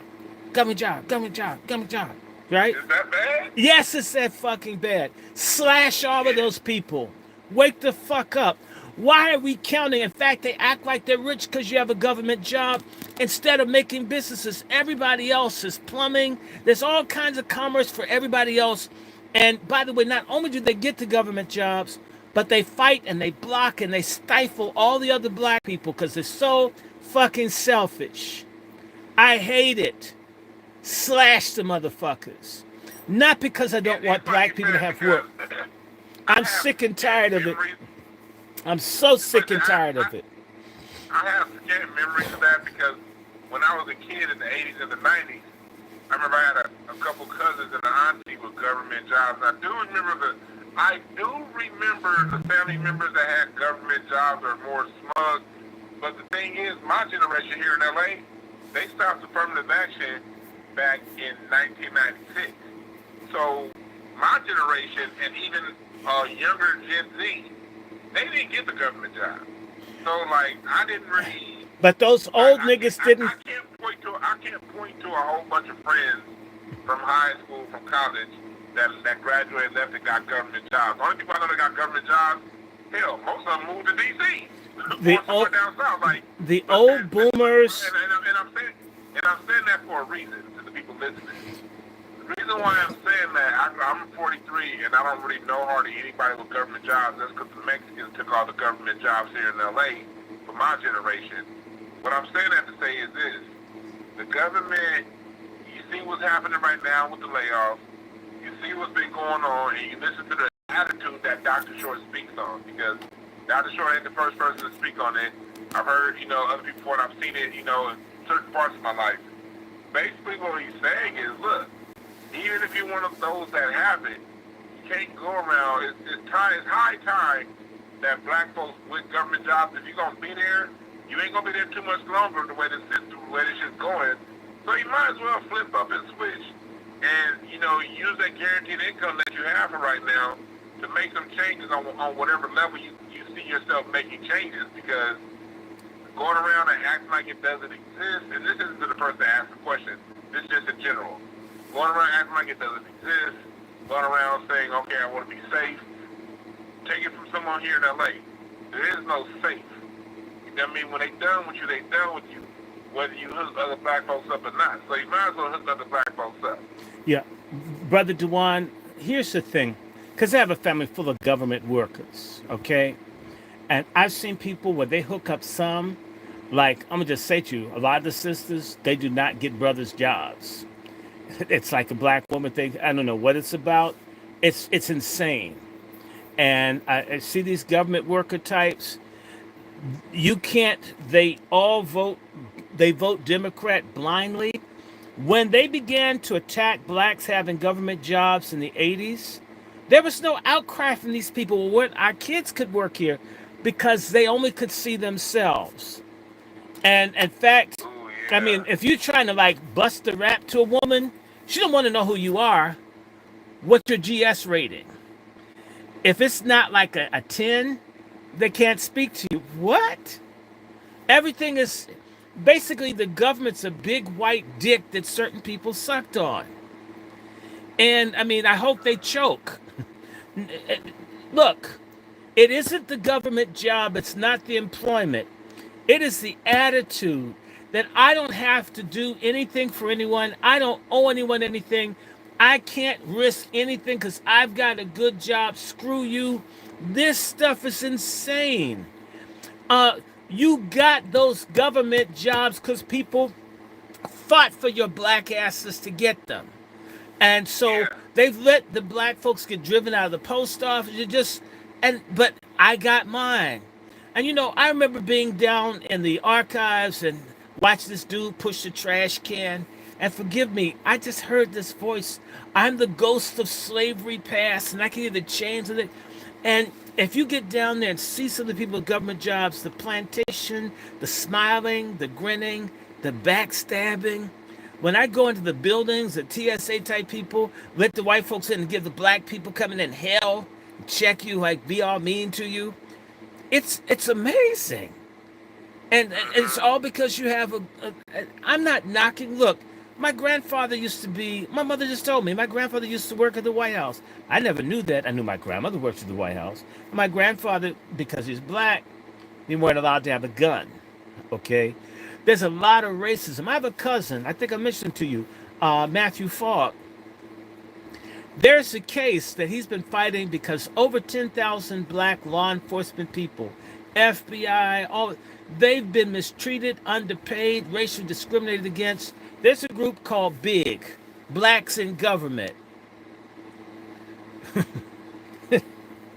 And okay, it's called BIG, Blacks in Government, and um, and it should be called Blacks and Goofy, because those weak niggas have enough people across the country. They could be advocates for all kinds of stuff, for opportunities for other black folks younger. They don't do that. They don't care. It's just them. I hate that as much as I hate the boule. It isn't just about me, brother. You know, if you call me and you ask me for something, and that's for people who don't disrespect or mistreat me. Because a lot of, you know what I'm talking about, Dwann, a lot of folk fuck over black people who help other black folks. I, yeah. at 60, with my mom with cancer and me with cancer and a heart patient, you mess over me once, I'm done. I don't have to fuss or argue. I don't hate you. Just go. But I do give a damn, and so do you. We help other people. We do what we can. The black people could move forward if everybody did their little bit. The thing I hate about these government worker niggas is that someone gave and put so much in them, and they don't give anything back. And I mean, and it's amazing. And they go along with all the garbage. And therefore, and I'm serious. And when you see people who can't take a stand, like when you see the white folks raising hell over textbooks in schools, they have the same sort of garbage stuff going on in these areas with lots of black government workers. You know they're not going to go and fight for their kids because they have a government job. So the crime rate in these areas where these government workers are, one person got shot to death trying to steal someone's car, pulled a gun. Nigga got away from him and shot him. Shot him with his own gun. This person's probably a government worker's kid who was spoiled, who was mediocre, because I used to teach him at Bowie. You were talking about some dumbass people, black government workers' kids who just I'm gonna get a government. They're just gonna get a government job. I mean, they don't even. I don't even have to think about that. Well, I'm gonna be working. Yeah, man. I don't want to say too much on the topic. I want to move on. We only got about 20 more minutes. I want to talk about Trumpy. What's going on? Like, I want to actually. I want to go where you want to go. Do you want to go Trump, or what direction do you want to go? We can do general events. I mean, we can do Trump. We can do also God just burning up all these White Houses and stuff. I mean, just burnt the Calorama mansion here that the big slave ass holder had, not too far from where I live. That should. One second. I want people to hear exactly what it is. We heard about the plantation down there in Louisiana. Mm-hmm. What's the other one you just said near you? It's Calorama. It's in the Calorama section of D.C. And see, all this stuff is interconnected. I always talk about my cousin that's a genealogist, Thelma Short Doswell. She's a Nottoway Indian. So when I heard about the Nottoway plantation, I was thinking that's in Virginia. When I heard it's in Louisiana, I said, oh, shit. Okay. So the Nottoway, I mean, those are folks that enslaved people I'm connected to. Bastards. So you know I'm happy. I was singing, oh, happy day, oh, happy day, oh, happy day, right? when Jesus washed, he washed the crackers away. Oh, they had 2 fires in one day. Wow, when they put it out, they had another fire. Wow. Mm-hmm. Well, they need a bunch of them. I mean, they could do Pennsylvania Avenue. It won't be my fault. If God does it, it's right, okay? On top of that, did you hear about the Confederate fire? You got this one. Wow. Then you had a Confederate War Museum. A tree smashed that motherfucker. I mean, God is busy. Y'all need to pray. Hold on. Where's my white Jesus at? I got my white Jesus. No, you earn all the praise, man. Say, wage of the people, white Jesus. Okay. I have my white Jesus stuff. Yeah, no, Look, so this is a time of judgment. That's why white folks are acting so erratic. Now, as for Trump, we could say a little bit about Diddy. I just want to say the thing that got me is, unless Cassie thought that she's gonna get the last of the Kool-Aid that the little male prostitute drank, and the best she could do was his pee. I never understood that. I also don't understand the Fagstone vitamins. I mean, I mean the ecstasy pills that look like Obama. That was Oh yeah, weird. yeah. They taking ecstasy pills that was look like Obama. That was Yes, fucking and weird. that's why I was calling them Fagstone vitamins because they look like Flintstone. But you know, ecstasy is a sex drug, so I call it a Fagstone. That trial is interesting. You know, I was talking to you know who, and so a whole bunch of stuff's gonna come out. It's gonna drag another 7 weeks. I'm already grossed out. I want to get to human trafficking. I mean, I'm glad they had a forensic psychologist there at long last talk about Stockholm syndrome and how when you mess over women, you get this stuff. I don't necessarily, you know, hell, it's such a damn mess. I get depressed. I can't watch it. But I'm sorry if they killed Prince. I mean, they got Biggie. They killed all the great people. That's, you know, somebody's got to be punished for that. And all the people making excuses for that, it's because they haven't killed someone in your family, and that's sad. That's some silly, coon ass, individualistic nigga stuff that you're on. That if it didn't happen to me personally, it's okay. It is. I don't care how much money. I don't care how much drugs. And did you hear about the dancer, the one that was a kid who's supposed to have this glistening body? And then the other thing I was going to mention, the real thing I'm interested in, is Joaquin Jeffries. You've heard me talk about him, a no good, Dr. Evil looking nigga that's the House Minority Leader from New York. He looks like Dr. Evil. He looks like the character from the Austin Powers movie. He does look like a mulatto Dr. Evil. Did you hear that they had these communist themed freak offs where these white Latino dudes, you know, would be in thongs and all, dancing with cigars, acting like Fidel Castro in honor of Hakeem Jeffries? Okay, I'm just trying to think. And Hakeem Jeffries never opens his mouth for black people, and maybe doesn't open his ass for them either. So we don't get either end. Damn, That's actually damn, kind of sad because damn. he's nephew of Leonard Jeffries. I remember Leonard Jeffries talking about him years ago. His nephew. That I was thinking, oh, we got somebody that's in Congress. Man, he ain't shit. No, he's not, and he's under control of a thing. By the way, I just want to mention that Cory Booker voted for the Julie Andrews looking dude, Kushner's dad, to be ambassador somewhere, and he knew to do that because Kushner's father knows how to blackmail and extort stuff out of closet gay people, like he did to one of those governors in New Jersey. So Cory Booker went ahead and voted because he knows that those Jews have his number. In fact, I think Cory Booker may be a clandestine Jew because he was in the Hillel Club when he was over in England, in Oxford, if I'm correct. Now, Donald Trump. Donald Trump is listening to this piece of shit GCP named Stephen Miller, who hates black people's guts. And Donald Trump has literally, Steve Miller has X'd out, and also Donald Trump's stupid ass sons have literally run almost everybody black from being able to get to Donald Trump. Donald Trump is sort of like a welfare mother who's in love with whoever is bringing her money, fucking her for the minute. And if you ain't fucking her, she forgets you. Steve Miller's able to like pop it like it's hot in Trump's ear and consistently feed Donald Trump what he wants him to do. And other people who are a lot smarter, who are not interested in a race war with black people, are not able to get to Trump. And Trump's character, as he takes the shape of whoever is stroking him, literally and figuratively.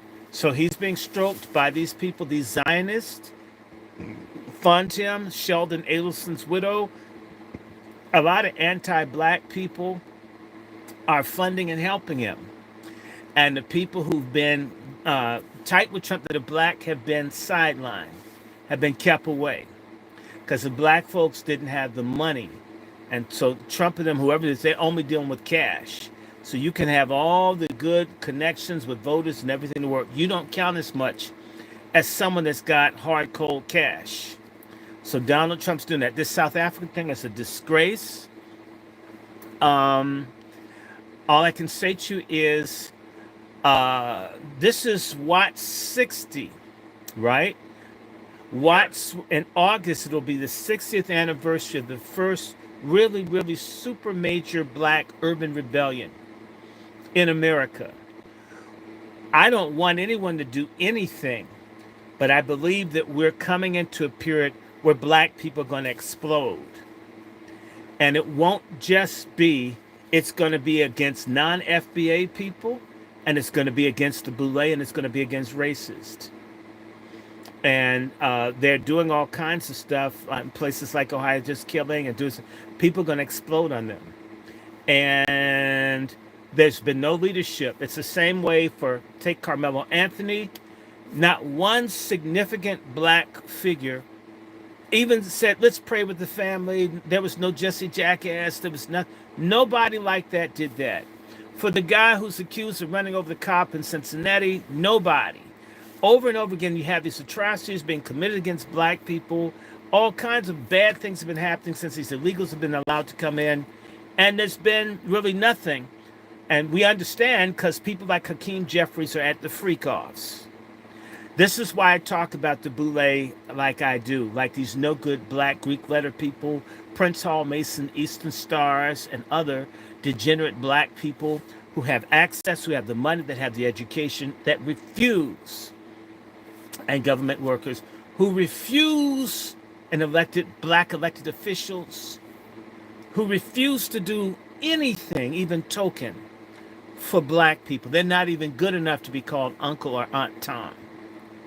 And these days with trans, there are Aunt Toms. Look, we've got a situation that's going to blow. And I think, I'm not even worried about it. I'm actually kind of glad. I'd rather have Donald Trump, and black folk have to come to themselves. It's time for us to leave fantasy land. We're hated, we're surrounded, we're outnumbered, and we're going to have to grow up and learn how to deal with each other, or we're going to die. How long do we get to like backstab, murder, turn our backs, not come together? All this pressure is being put on us, I believe, by God Almighty. He's saying, turn to me and turn to each other, my people. And as long as we think we can be allied to gays and communists and illegals and foreign Muslims in other countries, and we're more concerned about priority than whether our kids can get to and from school without being killed by cops or by black criminal asshole niggas. We've got to change our state of affairs, and we've got to deal with that fast. And everybody sees us as weak. The tethers are doing this stuff to us now because we're not fighting nothing except each other. We're weak. We don't understand. This is the thing about black Americans. We've been so pressed. We just want to get along. That is not how people in a Hunger Games world function. Their thing is, if you're weak, we're going to kick you when you're down. We're not going to help you up. Black folk help people up. They kick people when they're down, including Africans and Caribbeans. I'm sorry. They're like that too. They come here with tribalism or nationalism. Our fundamental failure, our fundamental fuck up as a people, as we don't see ourselves as a collective. We see ourselves as individuals who aren't fortunate to be born white. That's our curse, and it's much our fault that we refuse to do better and expect people who've been trained from infancy to hate your guts to treat you better than what you treat yourself. It's on us. And it's left to us to have a moral, ethical revolution. We need to see ourselves as a people. Freedmen, FBA, ADOS, GayDOS, I say DAFTA, descendants of Aboriginals and forcibly trafficked Africans in America, whatever the fuck I'm talking about, you know who you are. Kebulan, Americans, whatever. That's all the stupid ass Moors, all this stupid shit, little goofy niggas with the circus monkey hats. All this stupid shit that we're on. We need to be able to have an ability to come together, or we're going to hang separately. Trump is the best news. Kamala would have killed us with the Asians and the illegals. The Democrats would have killed us with the sodomites. I mean, they would have probably pardoned Diddy. I mean, Diddy be active. In fact, Kamala's been to some of those parties. That's probably why they went to snatch the videos. We're actually, I hate a whole lot of stuff. But good things are happening. Look at the fact that big homoerotic walrus named T.D. Jakes had to step down. And did you see how he had his daughter and take it up the ass position that he threw the cloak on her? That was too nasty for me. That's an ordination? That looks like an initiation, if you ask me. You had your daughter with her ass stuck up. I was like, damn. And you have thousands of people look at your daughter prostrate with her butthole. I mean, up like that, like she's going to do a doggy style with her daddy. And that's how you get the reins of power in the church? I call it the Pootie House anyway. Okay? Pootie House. So, Jakes, remember we did that show about Jakes and Diddy? Remember? Back in 23? You and I, yes, we did, around Christmas time, when the Color Slurple was coming out. Yes, and I was telling you this is going to happen. So we have two things going on. We're being attacked by everybody because we're not doing our A game as Black Americans, and we're having a civil war. Right now, we just have anarchy. We don't have a Shaka Zulu. We don't have someone that can kick ass and become a center of power that people can rally to. We have a great resistance. In particular, I'm going to just say this. Black men are antisocial bitches. They don't like to coalesce, except for with the pussy hole, a joint, a sports team. It's never anything about a collective of black men coming together to empower each other. We don't do that. It's a very effeminate trait. Black men may be a lot of muscles, but we're very effeminate in terms of how we deal with power and systems. We're more faggots than San Francisco. Because you know what? Gay men will come together around sucking dick. You have black gay pride all over the country. People who suck dick and eat doo-doo can come together and fight to get policies and shit and get tax breaks and all kinds of stuff, even to get their throat cleaned and their guts pumped. They will do that around degeneracy. And straight black men who think, you're owed a Nobel Prize because you like pussy. You're supposed to fucking like pussy. And marry the person with the pussy that you like and be a father to the babies that fall out of the pussy instead of being an abortion clinic getaway driver. So black men are being called, when are we going to fucking stand up? There's no reason that we aren't the police in our community. Why? Other people do it. They're Islamic and these people who are racially other, whatever, they're policing their own neighborhood. They don't have white cops running around. We couldn't do that. We couldn't kick some of these jive niggas' asses in the neighborhood. We can't have safety where we can set up stores and businesses. Of course we can, but as long as the biggest bitch in the black community is the black man who doesn't think he needs the next black man to link arms to rescue our people from folks who hate our guts, then we're fucked as a people. In Jesus' name, I say it. Amen.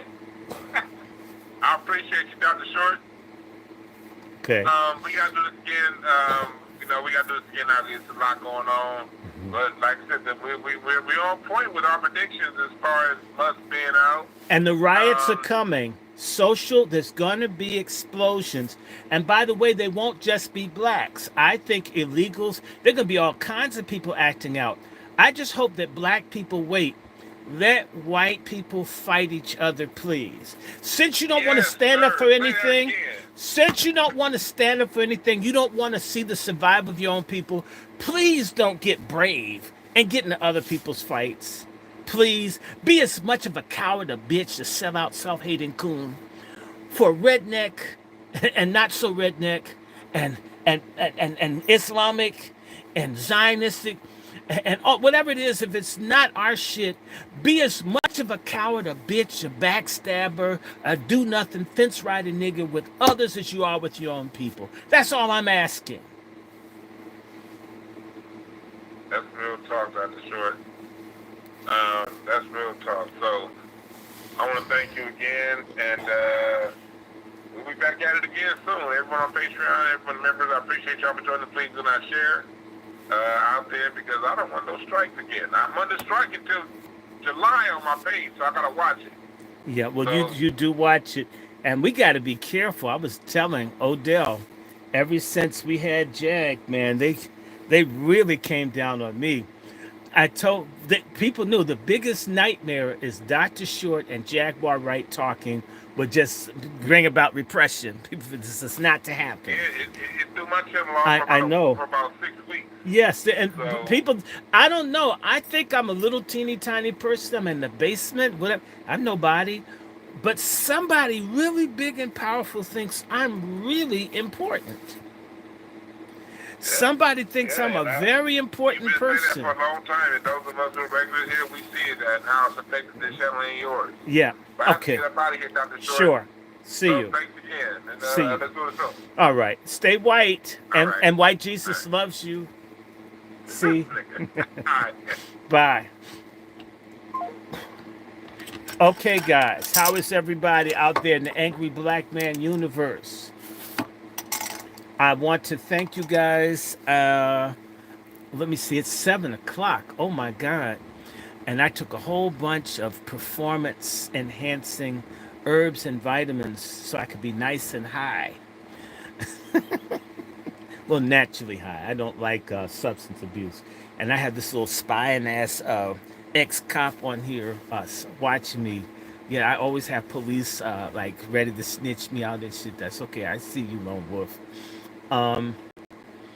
I want to say to you guys that I am I still haven't finished. I strained my back, so I have my back brace on. I literally started reorganizing the library here, and I'm now a week behind because I had to move some gym equipment, and I strained the hell out of my back.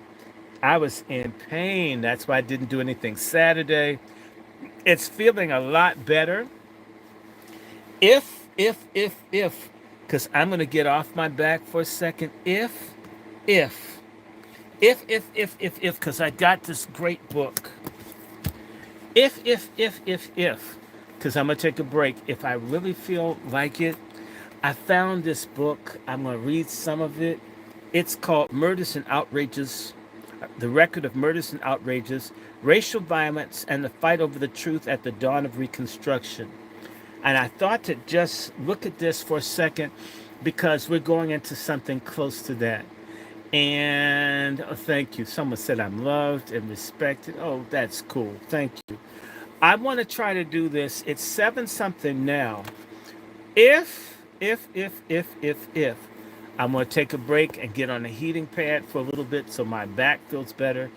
If I feel as good as I do now, because I feel very high. I had ashwagandha, shilajit, I had some beetroot, I had guarana and knack. And right now, I haven't felt this good in like a week. I feel high enough to do some reading.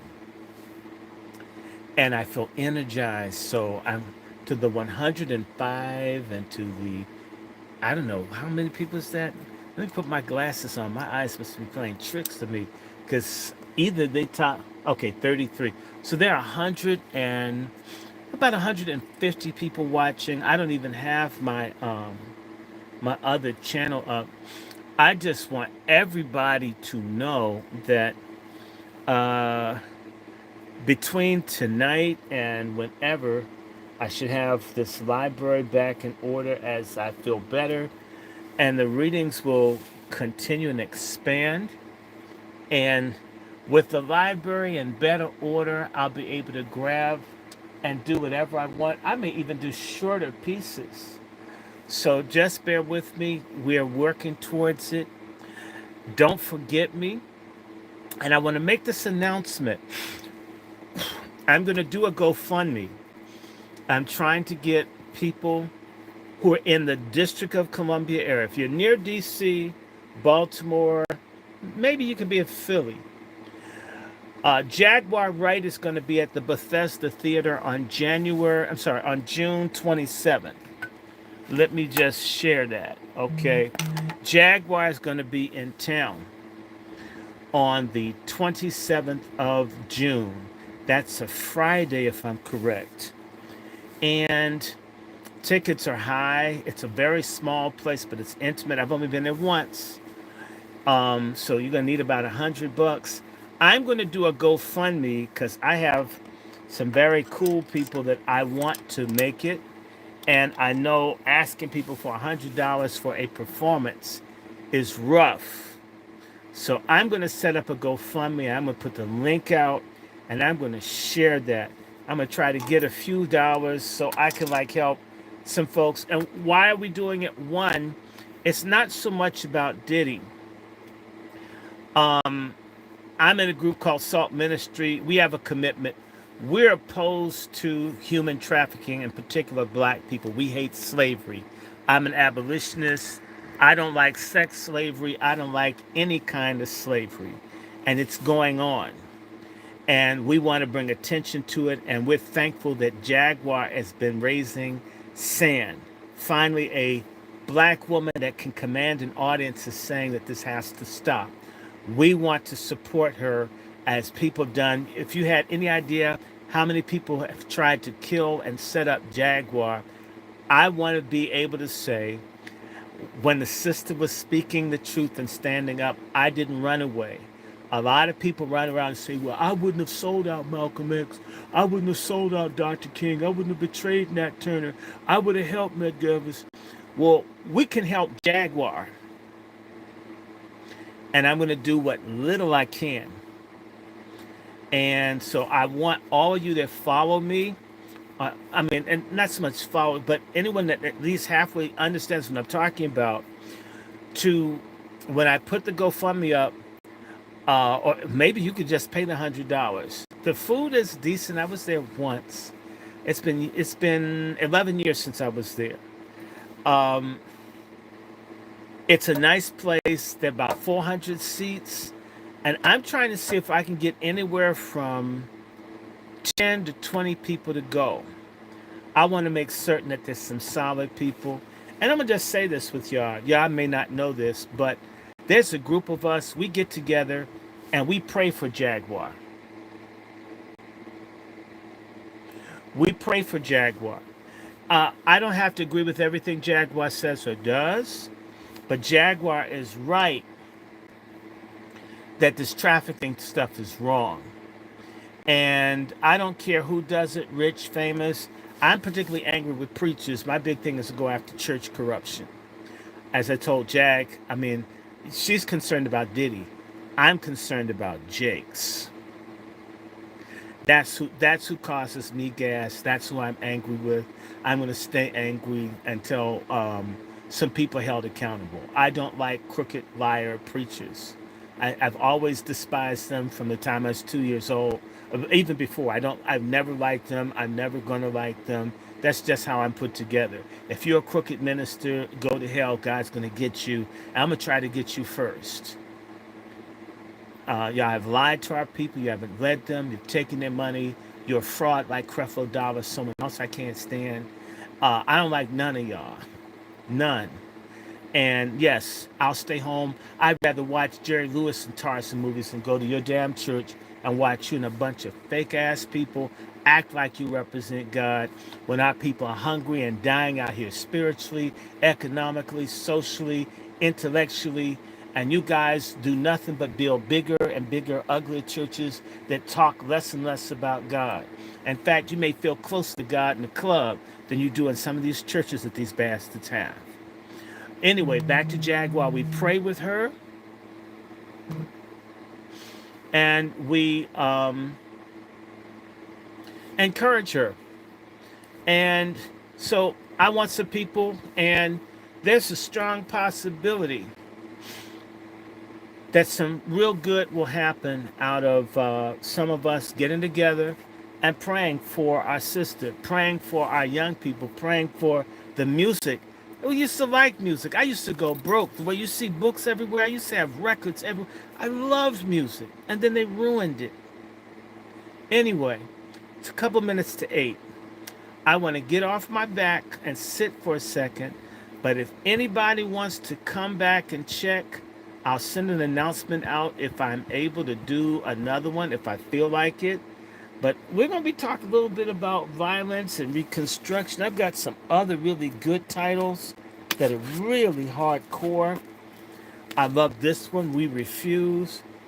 It's talking about black women in resistance. Back when black women weren't killing babies, they were being real black women. Ida B. Wells type, the kind of sisters I like. She was chunky, but she was so militant. She was dark. So dark, I'll take you if you're dark. When black women weren't feminists, I loved them. Not like pork chops today. I can't stand them. God. Return to sender, as Elvis would say. We Refuse, a forceful history of black resistance. Another one I really like, Force and Freedom, Black Abolitionists and the Politics of Violence. I got these titles. So I appreciate when you give to my Cash App. What I do is just build my library, and when I'm not jacked up, no health crisis, I like to share. People need to know what's out here. I got another book I'm going to get, and it's got a little piece on how hundreds of black black men were mass murdered during the Civil War. That's a book I'll probably get next week. This is a book I'm going to read a little bit on. I may do this first. This is called the SS Derlevanger Brigade. It's a history of the black hunters. This is sort of what we got with the cops now. Very violent, evil, hateful German men that went and killed Slavs, who were basically the niggers of Europe. They were sort of in our place. This is what we have for cops. It's a whole psychology of getting killer cops and putting them in areas so they will murder people. We need to understand that this is a type of social control that we're under. And it's been actually used by other countries. It's being used on us. I was thinking also, I got this really nice one. It's called Reckoning with History, Reckoning with the Devil. Nathan Bedford Forrest in Myth and Memory. This is a gentleman that started the Ku Klux Klan and helped massacre black women and children in Tennessee in the 1860s during the Civil War. Slave trader, never went to jail.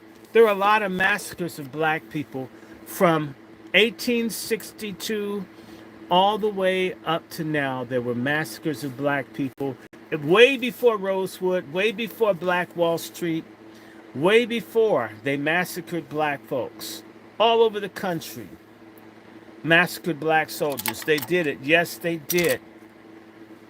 And you need to know that history. Know who you're dealing with.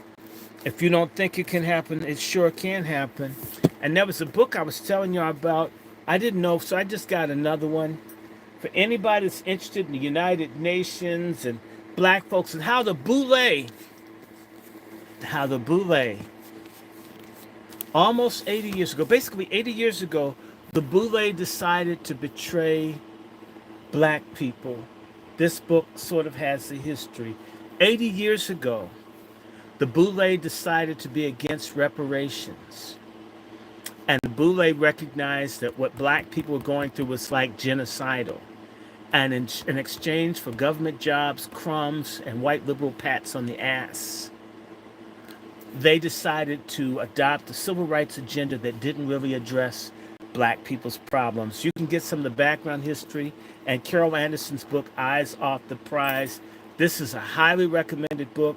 I got a really inexpensive copy off Amazon, of which at some point, you know what, I may read that.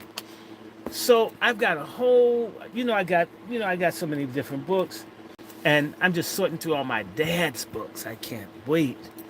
And once I do that, I'll be able to really just, from here on out, just grab and do by topic or subject, and there could be some unity to it. So anyway, everybody, it's heading towards 8 o'clock. I want to wish you all MFM. White Jesus loves you because you won't follow a black one. You don't want unity. You don't want to be a black people. You don't want a black family. You don't want a black man. You don't want a black woman. You don't want black kids. You don't want black skin. You don't want normal hair.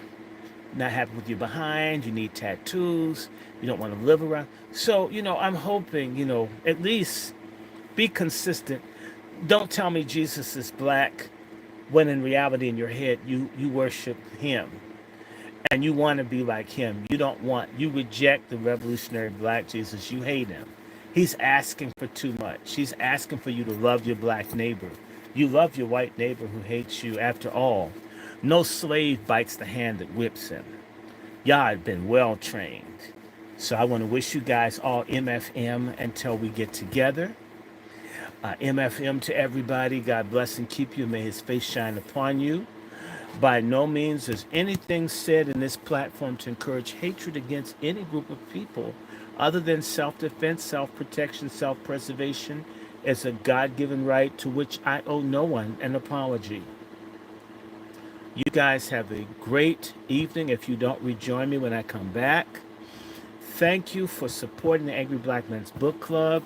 You know that you can always send whatever you want. You can send me an email at DrRandyShort@gmail.com if you have questions about books, research, genealogy. You can just send me an email to say hi because we can't really interact in this format. You can also use that same email, DrRandyShort@gmail.com, as a PayPal or a Zelle. It's DrRandyShort@gmail.com. And if you want, I always like Patreon supporters.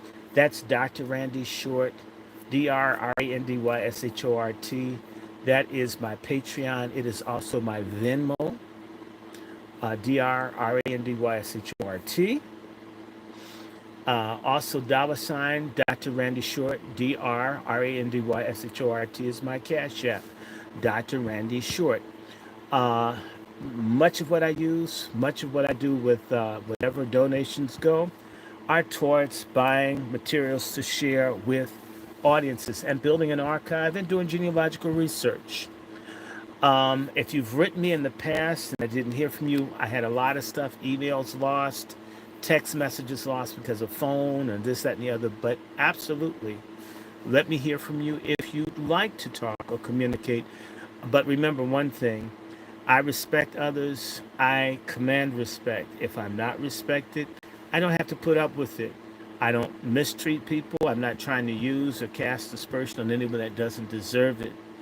If you're wed to one political party or the other, you and I may not get along. As I was critical of Elon Musk and other Republicans, I'm also critical of Democrats. I'm critical of black men and black women. There are no sacred cows. So, it's 8 o'clock. God bless and keep you. May his face shine upon you and give you real peace. Turn to God, and God will turn to you. There's nothing too great for God. Even black freedom, restoration, repair, and reparation, it's within God's hands. Reparations will start with repairing your relationship with God and with one another, and watch everything fall into line. Take care for now. I'm gone. Bye-bye.